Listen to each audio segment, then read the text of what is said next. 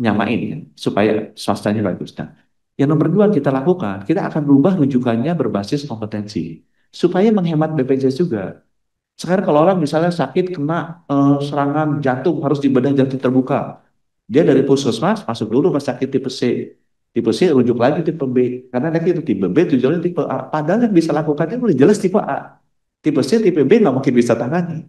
Harusnya dengan demikian, BPJS nggak usah keluar uang tiga kali. Dia keluarnya sekali aja, tok langsung dinaikin ke yang paling atas. Dari BPJS itu biaya yang lebih murah, dari masyarakat juga lebih senang dia. Nggak usah dia rujuknya tiga kali lipat, guru wafat nanti dia kan. Terus juga oleh Komisi 11 POJK mengenai kombinasi swasta dan BPJS. Karena selama ini kan nggak bisa nyambung tuh coordination benefitnya. Biarin yang besar swasta aja kan dia. Supaya BPJS bisa sustain diambil yang level bawah, semuanya di cover sama. 280 juta rakyat Indonesia, dia kaya miskin, harusnya di cover. Kalau ada apa-apa, seperti itu. Ya. Yang nomor dua, kita nanti akan jelaskan, langsung aja masuk deh Bapak Ibu ke halaman berikutnya ya. Jadi prinsip yang pertama, Kris itu next slide, ini Bapak Ibu udah tahu, saya rasa intinya adalah nyamain ya, supaya swastanya bagus. Nah, yang nomor dua kita lakukan, kita akan rubah rujukannya berbasis kompetensi supaya menghemat BPJS juga. Sekarang kalau orang misalnya sakit kena serangan jantung harus dibedah jantung terbuka. Dia dari puskesmas masuk dulu ke sakit tipe C. Tipe C rujuk lagi tipe B. Karena nanti itu tipe B tujuannya tipe A. Padahal yang bisa lakukan itu udah jelas tipe A. Tipe C, tipe B nggak mungkin bisa tangani. Harusnya dengan demikian BPJS nggak usah keluar uang tiga kali. Dia keluarnya sekali aja, tok langsung dinaikin ke yang paling atas. Dari BPJS itu biaya yang lebih murah, dari masyarakat juga lebih senang dia. Nggak usah dia rujuknya tiga kali lipat, guru wafat nanti dia kan. Lebih baik dia langsung aja dikasih ke tempat di mana dia bisa dilayani sesuai dengan anamnesa awalnya, gitu ya. Nah, yang ketiga yang kita lakukan, kita juga merubah tarif DRG-nya. Kenapa? Karena risk group-nya kita yang di sini, Jis, itu kan bikinan Malaysia. Ah, itu tuh nggak sesuai dengan kenyataan di Indonesia. Rumah sakit banyak yang komplain. BPJS juga merasa ini bayarnya kok kebanyakan seperti ini. Jadi kita udah duduk bareng sama semua organisasi profesi, rumah sakit, kolegium untuk kita kelompok-kelompokkan, sederhanakan. Jadi nggak administrasi juga rumah sakit terlalu susah. BPJS juga nggak usah terlalu pusing. Nge-reviewnya, dispute-nya juga bisa jadi lebih kecil dan lebih sesuai dengan kebutuhan orang Indonesia. Saya kasih contohnya deh, kalau misalnya kayak gini nih, saya bilang konsultasi rawat jalan. Dulu cuma satu rawat jalan, dia mau masuk dokter bedah, mau masuk dokter paru, mau masuk dokter spesialis jalan satu. Padahal kan beda-beda orang masuk tuh rawat jalan. Udah kita rubah jadi 159 jenis supaya pembayarannya juga bisa lebih pas, customer juga di treatnya baik, nggak usah datang dua kali, tiga kali dan 3 hari seperti itu ya. Kemudian misalnya ada hal-hal yang lain, kraniotomi atau kemoterapi, kita sederhanakan aja deh, jangan terlalu bikinnya terlalu rumit sehingga nanti klaimnya juga susah rumah sakit, BPJS potensi dispute-nya juga tinggi. Kita sederhanakan, pembicaraan ini udah selesai antara BPJS dan kita. Sekarang tinggal masalah kita mau pilot project. Ya, kita mau lakukan pilot project. Nah, yang berikutnya juga kita akan lebih agresif melakukan health technology assessment. Jadi misalnya ada prosedur-prosedur baru yang bisa lebih murah atau alat-alat kesehatan instrumen baru lebih murah. Ya udah kita tes, benar bisa nurunin. Kayak misalnya gini, kita kan mau bagi cath lab. Cath lab itu ada stent jantung mahal. Ya stent jantung yang merek Amerika mahal. Tapi kalau merek Cina kan lebih murah, cuma 25% ya harganya. Jadi kan di health technology assessment aja. Sehingga dengan demikian akan jadi lebih reasonable. Harganya nggak usah naikin tarif BPJS. Kayak sekarang kan, ada teman-teman kolegium tertentu jantung masuk akan BPJS-nya, tapi trombektomi untuk stroke itu nggak masuk. Mereka minta naikin dong tarif BPJS harus bayar lebih. Tapi saya bilang ini kan mirip jantung sama stroke. Kok jantung masuk, stroke nggak masuk? Ya, antara si trombektomi sama si pasang PCI nggak masuk. Oh ternyata yang Collegium Nero masih mau pakainya merek Amerika saja. Sedangkan yang jantung sudah mau pakai merek Cina lebih murah. Isunya patient safety. Tapi kok jantung mau pakai, yang stroke nggak mau pakai. Harusnya kan jadi tanpa mengubah tarif BPJS, dia bisa menggunakan BMHP merek-merek yang nggak usah yang paling mahal untuk teman-teman BPJS. Karena udah terbukti juga dipakai dan sudah puluhan juta orang yang menggunakan.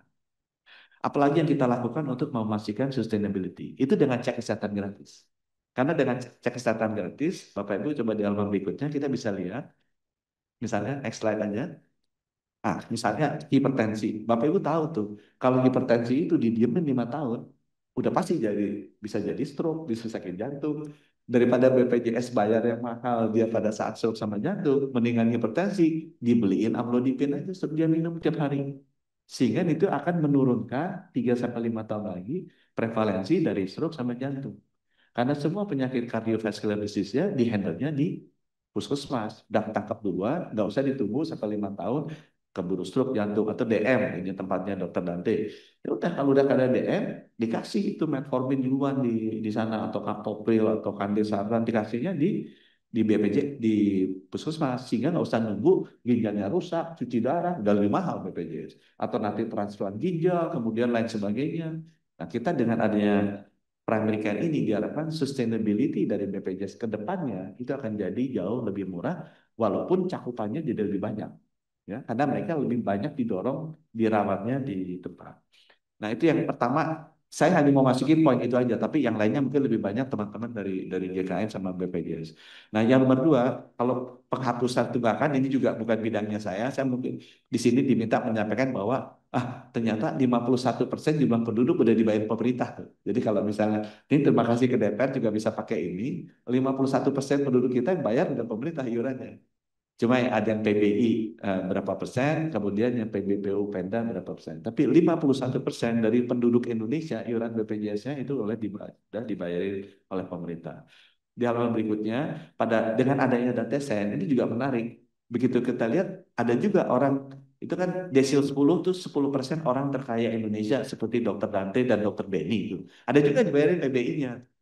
Ada juga dibayarin PBI-nya, 0,54% gitu kan. Nah, itu kan dengan demikian ini data ini bagus untuk merapikan kalau ada penghapus bukuan, ada juga yang masih dihapus itu nomor 10, desil 9 itu kan pasti pendapatannya 100 juta sebulan ke atas itu ngapain sih dibayarin juga PBI-nya. Dengan ini crossing data ini dengan satu data Indonesia kalau nah, saya mungkin masuk yang nomor 3 ini bidangnya saya, Bapak Ibu. Ini tugasnya saya, bukan tugasnya BPJS untuk memenuhi UHC komponen nomor 1 bahwa akses itu harus ada. Nah, di sini kita bilang, even di layanan puskesmas aja, kita masih belum sempurna. Ini udah lumayan bagus, tapi tetap masih ada misalnya 1.175 puskesmas yang di atas 30.000. Gitu ya. Masih ada 268 puskesmas yang waktu tempuhnya lebih dari 2 jam. Itu kan harusnya nggak boleh, harus ditambah. Ya. Kemudian masih banyak yang rusak-rusak tuh banyak sekali ribuan, tapi yang rusak berat 111. Nah, ini kan yang harus kita perbaiki. Ya. Halaman berikutnya. Nah, yang menarik, kita sudah akan melengkapi alat-alatnya juga, dan alat-alatnya ini sampai 2027 harusnya ini akan masuk ke sana, ke seluruh puskesmas. Ya. Di halaman selanjutnya, ini hanya cerita aja, kita sekarang dalam rangka finalisasi eh, apa ngecek dengan seluruh puskesmas Indonesia, kurangnya apa alatnya, dan akan kita isi. Ya. Dan ini dalam 3 tahun ke depan dengan proyek pinjaman Bank Dunia ini harusnya semuanya akan terisi. Dan beberapa alat-alat lab modern yang dibutuhkan untuk cek kesehatan gratis juga masuk ke sini. Halaman berikutnya, nah orangnya juga kurang. Jadi kita udah 80 tahun merdeka sama juga. Jadi untuk puskesmas itu ada standarnya.